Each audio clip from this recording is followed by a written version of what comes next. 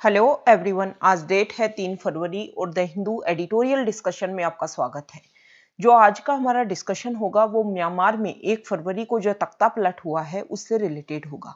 सबसे पहले हम म्यांमार का मैप देख लेते हैं। देखो, ये इंडिया है एशिया में। यहाँ देखिए, ये इंडिया है एशिया में और इंडिया का जो नॉर्थ ईस्ट है उससे बॉर्डर मिलती है म्यांमार की। और यहाँ पर बॉर्डर मिल रही है म्यांमार की बांग्लादेश से, इधर चाइना से, इधर लाओस से, इधर थाईलैंड से। ये म्यांमार का हमने मैप देखा। अब हम कॉन्टेक्स्ट की बात कर लेते हैं।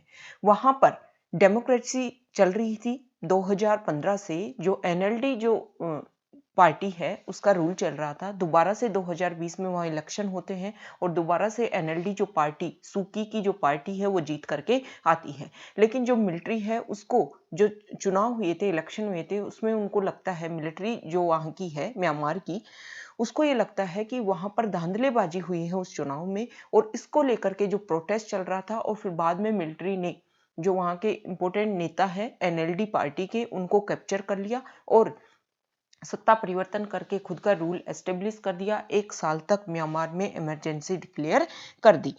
ये हो गया कॉन्टेक्स्ट की बात। अब थोड़ा सा बात करते हैं हिस्ट्री की।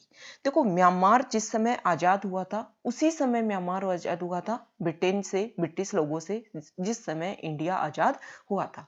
अगर हम हिस्ट्री की बात करें तो इंडिया जिस तरीके से आजाद हुआ, एज ए डेमोक्रेटिक कंट्री के रूप में इंडिया आजाद हुआ था, अपना कॉन्स्टिट्यूशन बना करके कि हम डेमोक्रेसी के रूप में हमारा देश चलाएंगे। तो म्यांमार भी उसी तरीके से आजाद हुआ था। लेकिन जो हमारे पड़ोसी देश हैं वहां पर मिलिट्री की पावर जल्दी ही एस्टेब्लिश हो गई। जैसे अगर हम एग्जांपल देखें, म्यांमार में मिलिट्री पावर एस्टेब्लिश हुई। इधर अगर हम बात करें वेस्ट में, तो हमारा पाकिस्तान जो पड़ोसी देश है वहां भी मिलिट्री की पावर एस्टेब्लिश हो गई। लेकिन इंडिया में ऐसा नहीं हो पाया, ऐसी बहुत अच्छी बात है। अब म्यांमार की बात करते हैं। देखो, म्यांमार में ऐसा नहीं है कि पहली बार मिलिट्री रूल एस्टेब्लिश हुआ है। उससे पहले भी 1962 में, 88, 90 तक वहां रेगुलर मिलिट्री रूल रहा। मिलिट्री का रूल इतना रहा कि वर्तमान में जो वहां का कॉन्स्टिट्यूशन है ना, वो भी मिलिट्री के द्वारा 2008 में बनाया गया था। शुरुआत में जो एनएलडी पार्टी है, आंग सान सूकी की जो पार्टी है, उन्होंने विद्रोह किया था इस कॉन्स्टिट्यूशन के खिलाफ। उन्होंने बोला था कि हम इस कॉन्स्टिट्यूशन को नहीं मानते हैं। इसीलिए 2010 में जब म्यांमार में चुनाव हुए थे उसमें एनएलडी पार्टी ने पार्टिसिपेट नहीं किया था।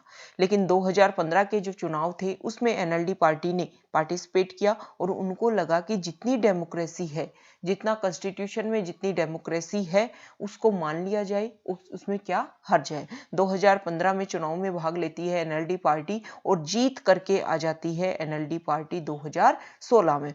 सेम प्रोसीजर इसी तरीके से हुआ। अब 2020 में चुनाव हुए, वहां की देखो जो मिलिट्री है ना, उसको काफी पावर्स हैं। उन्होंने कॉन्स्टिट्यूशन खुद बनाया था तो कॉन्स्टिट्यूशन को अपने अकॉर्डिंग बनाया।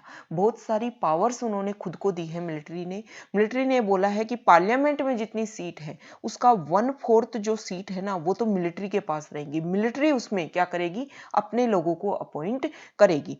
अब वहां पर मिलिट्री की एक बाकी बची सीटें, मान लो हम एग्जांपल देखते हैं, मान लो वहां पर 100 सीटें हैं, 25 सीटों पर तो मिलिट्री के ही लोग अपॉइंट होकर के जाएंगे, नॉमिनेट करेगी मिलिट्री उनको।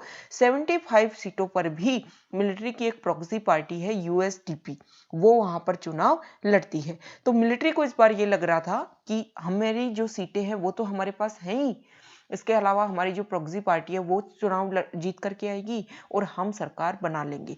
लेकिन ऐसा नहीं हो पाया। दोबारा से वहां पर एनएलडी की सरकार आ गई और जो मिलिट्री है उसको इस चीज से परेशानी हो गई। उन्होंने ये बोला कि जो चुनाव हुए थे उसमें 90 लाख ऐसे वोटर्स थे जो फेक थे, उनका यूज किया गया है और मैनिपुलेट करने की कोशिश की गई है इस इलेक्शन को। और जब उन्होंने अपने कंसर्न उठाए, उन्होंने ये माना कि देखो, जो भी ये इलेक्शन कमीशन है वहां का, उसको इस कंसर्न को क्रिएट करना चाहिए, संज्ञान में लेना चाहिए, इसके ऊपर अपना रिएक्शन देना चाहिए। लेकिन इलेक्शन कमीशन ने कुछ भी संज्ञान नहीं लिया, कुछ भी इसका रिजल्ट नहीं दिया। तो देखो, इस आर्टिकल में जो राइटर है उन्होंने ये बोला है कि ये तख्ता पलट है या इमरजेंसी है। मतलब क्या है, क्यों किया गया है ये सब कुछ। देखो, जो म्यांमार का संविधान है उसमें अच्छे से जो संविधान का आर्टिकल 417 है उसमें ये स्पेशली बोला गया है कि अगर देश में इमरजेंसी डिक्लेयर करनी है तो वहाँ का प्रेसिडेंट जो है उसके पास में पावर है। लेकिन जब ऐसा करने से पहले ना तो प्रेसिडेंट से संज्ञान लिया गया, ना ही प्रेसिडेंट को कुछ पूछा गया, बल्कि जो वहाँ के प्रेसिडेंट है विन मिंट और जो स्टेट काउंसलर हैं आंग सान सू की, उन सर को तो डिटेन कर दिया गया। इसके अलावा एनएलडी के जो इंपॉर्टेंट लीडर्स हैं उन सबको बंद कर दिया गया। देखो, जो डेमोक्रेसी, इस आर्टिकल में जो राइटर है वो ये बोलते हैं कि म्यांमार देश ऐसे लगता है जैसे एक गाड़ी के दो ड्राइवर हों, एक मिलिट्री और एक डेमोक्रेटिक पार्टी। तो इस तरीके से जो देश है वो नहीं चल पाएगा। क्यों नहीं चल पाएगा? क्योंकि मिलिट्री जो है ना वहाँ की, वो पावर को नहीं छोड़ना चाहती। क्यों नहीं छोड़ना चाहती? क्योंकि मिलिट्री को ये लगता है कि हमने म्यांमार को एज ए कंट्री बनाए रखने में हमने काफी अपना सेक्रीफाइस किया है। कैसे किया है?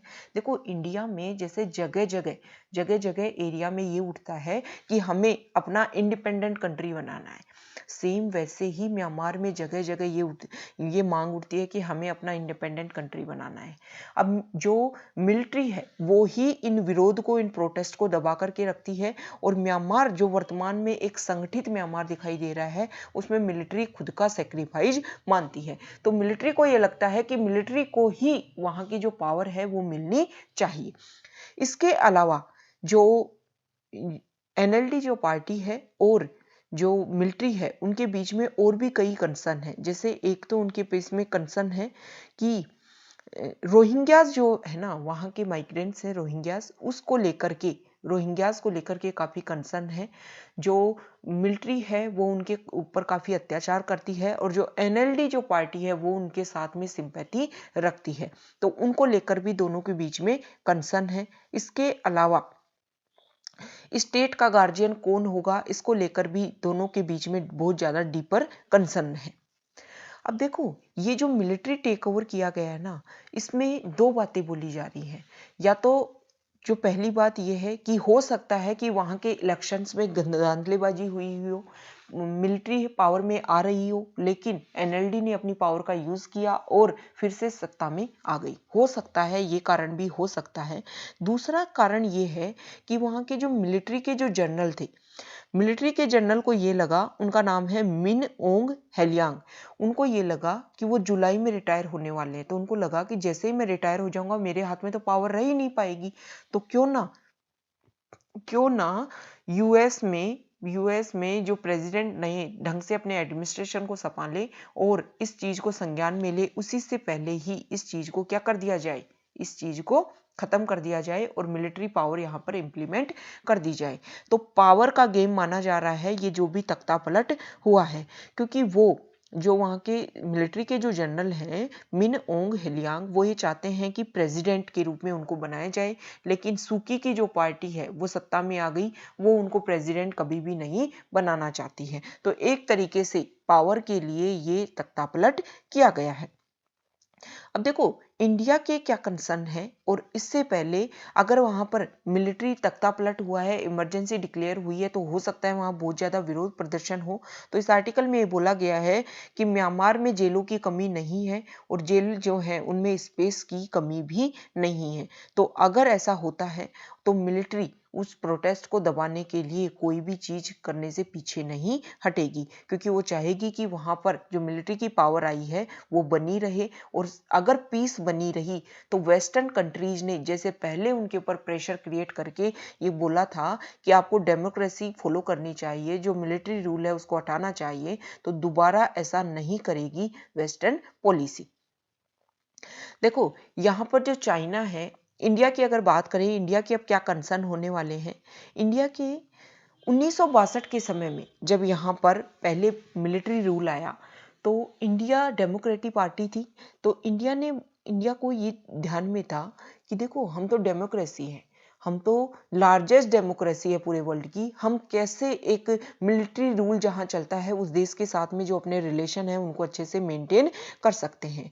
इसी का नतीजा रहा कि म्यांमार में इंडिया तो इस चीज में लगा रहा कि वहां तो मिलिट्री रूल है, हम कैसे उसके साथ में रिलेशन मेंटेन करेंगे। इसी का नतीजा रहा कि चाइना ने इसका फायदा उठाया, म्यांमार में बहुत ज्यादा इंफ्रास्ट्रक्चर डेवलप करने में, अपना वहां पर इन्वेस्ट करने में चाइना पीछे नहीं हटा। इस यही कारण है कि म्यांमार में आज बहुत इन्फ्लुएंस है चाइना का।